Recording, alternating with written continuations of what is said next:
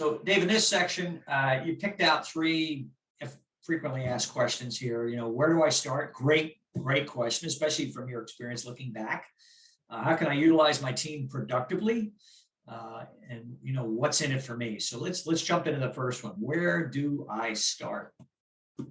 So I'm assuming that you're the leader. So where do I start? How do I get this organization behind me and start the processes of what I need to do here?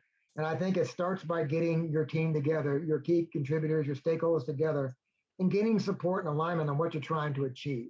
So explain to them again, it goes back to any good change management process is building awareness to the problem and making sure that they understand how important it is to have them aligned and working together. But more importantly, make sure that they understand that it's not Dave Vanderbloemen's plan. It's not Tom Moran's plan. It's our plan, right? It's something that we built together. And it's something that if we work together on it, we will be successful.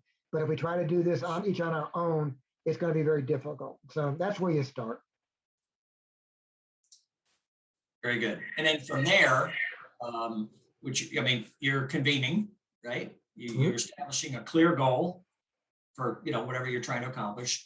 And one of the things I've learned is you got to get everybody agreeing that that's the direction. We all agree. You agree. You go. Right. And to me, that's probably the most important part, because I always try to think, what can derail this, right? It's all good to get a group together and we're going to go north. And then the first thing you got to decide is what can derail it. And some of the people sitting in the room can derail it if you're not, right? Right. And so any one of them. Exactly.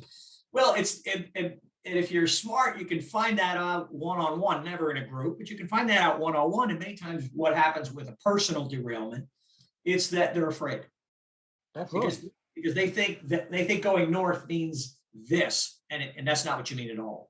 And so by going past the kind of the disagreement, finding out what the real issue is, now you can address that. Now that person is on board even more so because you listen to them, right? So no, you hit a very, very good point there. So let's go to the next one here. How can I utilize my team productively? Well, you just started talking about it, right? So you've identified who the people on your team are, or who you want on your team, right? So now you need to make sure that they recognize their importance and the critical function they play in the success of what you're trying to do, right?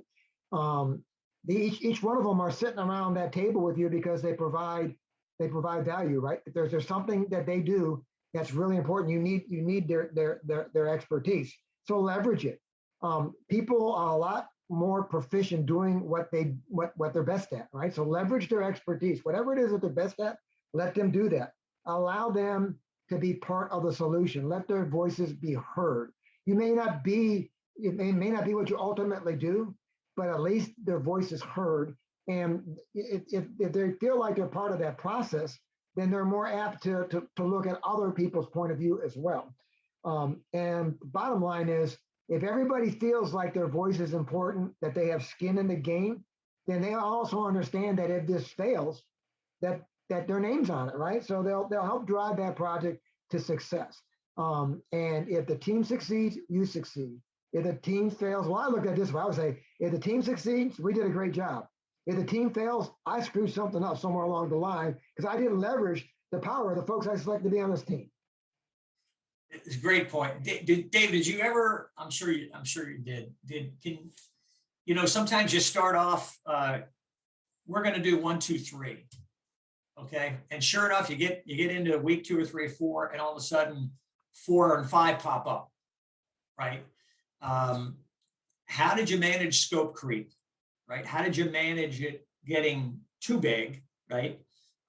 Which creates a lot of rabbit tails and unproductive conversation like that. Can you speak to that? Absolutely. So you got to understand, good ideas are always going to be popping up. So you're always soliciting input. You're always looking for different ways to do things.